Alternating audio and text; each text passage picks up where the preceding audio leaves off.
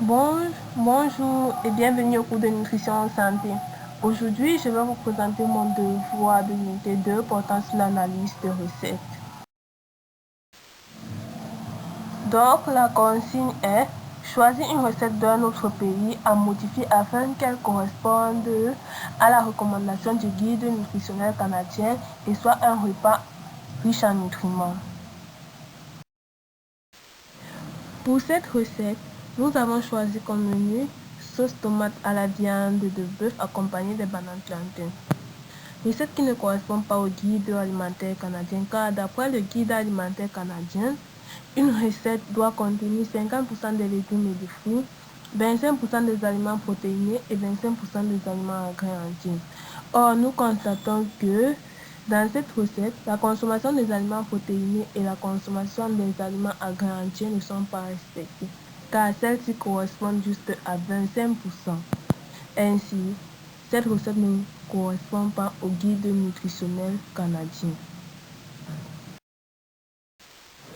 Pour la préparation de celle-ci, nous avons utilisé des ingrédients à savoir 10 fruits de tomates, 2 gousses d'oignons, 6 gousses d'ail haché, 2 poireaux émincés, 1 kg de viande de bœuf, 3 piments, 1 demi-litre d'eau, poivre du moulin, 1 cuillère à café de sel, 1 cuillère à café de gingembre, 1 quart d'huile d'olive et 6 bananes plantains.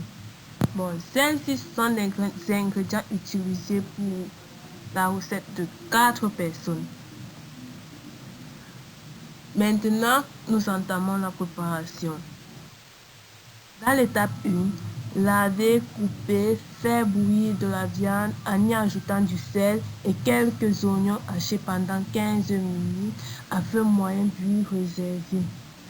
Étape 2, laver, couper les condiments à savoir poireaux, tomates, oignons, ail, etc. Étape 3, dans une casserole, faire chauffer de l'huile et y ajouter des oignons hachés, la tomate, les gousses d'ail et laisser sécher jusqu'à disparition de la goutte acide ou sucrée. Dans l'étape 4, ajouter de la viande et son jus ainsi que le poivre et les autres assaisonnements, puis laisser mijoter pendant 10 minutes. L'étape 5 consiste à éplucher votre banane plantain, couper en 2 tranches, laver puis les faire bouillir tout en y ajoutant de l'eau pour ne pas les faire cramer. L'étape 6 consiste à les servir sur un plat ou un couvert. Ma modification selon le guide alimentaire canadien. Ingrédients pour 4 personnes. 3 cuillères à table d'huile végétale, 2 gousses d'oignons tranchés finement, 2 gousses d'ail hachées finement, 7 fruits de tomates toutes fraîches coupées en dés, une feuille de laurier, une cuillère à thé d'origan séché, une cuillère à thé de basilic frais. Bon, nous n'avons pas forcément la cuillère à thé du basilic frais, même si nous avons du basilic frais, nous pouvons l'utiliser, ou si nous avons du basilic séché, nous n'avons qu'à l'utiliser. Une cuillère à thé de sel, un quart de cuillère à thé de poivre, 1 kg de viande de bœuf, 6 bananes plantains, 3 carottes coupées en rondelles, des poivrons rouges coupés en dés ou des poivrons verts. Préparation. L'étape 1. Laver, couper, faire bouillir la viande en y ajoutant du sel et quelques oignons hachés pendant 15 minutes à feu moyen puis réserver. Étape 2. Chauffer de l'huile dans une casserole à feu moyen, ajouter les oignons, les carottes, les poivrons et les faire sauter jusqu'à ce qu'ils deviennent tendres. Puis ajouter de l'ail et faire cuire pendant 1 minute. Étape 3. Ajouter les fruits de tomates coupés en dés, les fines d'herbes et les épices. Étape 4. Ajouter de la viande et laissez mijoter pendant 30 à 45 minutes. Étape 5. Épluchez votre banane plantain, coupez en 2 tranches, lavez, puis le faire bouillir tout en ajoutant de l'eau pour ne pas le faire cramer. Et l'étape 6 consiste à le servir sous un couvert.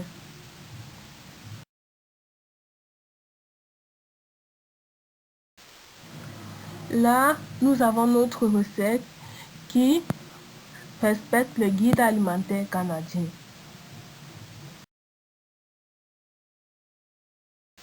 Concernant les aliments utilisés pour la cuisson de celle-ci, nous pouvons dire que les tomates sont idéales pour attaquer et éliminer les mauvaises graisses plus facilement.